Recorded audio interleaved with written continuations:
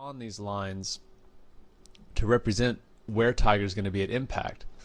Now what's interesting is obviously during the setup it's a pretty static position.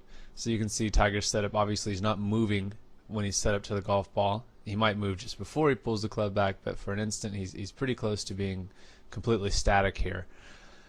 What's amazing about a golfer with good dynamics in their golf swing is that their impact position, their backswing, downswing positions are drastically different than their setup positions, which means that a golf swing would have to be very dynamic. Otherwise it would have to be changing, and that impact position doesn't originate within the system itself by using that definition. So obviously the system that we're talking about is the golf swing, and the positions that we're referring to are the setup positions. So you can very clearly see where Tiger's set up here.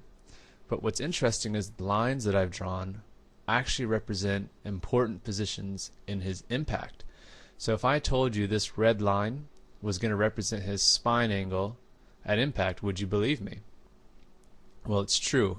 And these blue lines represent where the box where his head's going to be at impact, and this green line represents where his hips are going to be. So his hips haven't moved a tremendous amount during the downswing, but a lot of his body has. So there's no way that you rehearse these positions per se in a static fashion. These are only achieved throughout the dynamic changing forces of the golf swing. So as we walk through his golf swing, you're going to start to see some pretty amazing events transpire. So as we get to the top of the swing, everything stayed pretty constant here. You know, he's made some hip rotation, a little bit of a very small amount of lateral movement, very, very small. So he's moved off that line just a touch more.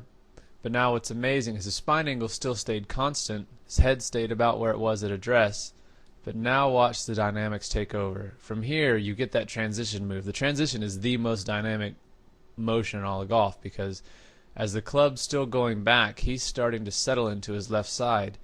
And you can see that if you watch very closely, he's starting to get back into that left side. You can see his legs really starting to power to get his body back going left.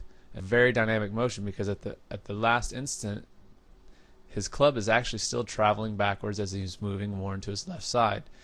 So now this is where the dynamics really take over, and at this point everything's it's all set in motion. There's nothing he's going to do to change this. He's simply going to let everything fire through, and the dynamics of the golf swing are going to take place. So notice how we start to get into that green line with his left hip. His head's moved forward a little bit. It's going to start to actually move backwards. And now that red line at impact, right through his belt buckle, right through the center of his chest. So he has changed from where he was at address. If we go back there, now these angles don't seem quite so crazy. And if we do an overlay of it as he comes down into impact, you can see just how dynamic this position is. His hands were here at address, and now, his arms and his hands.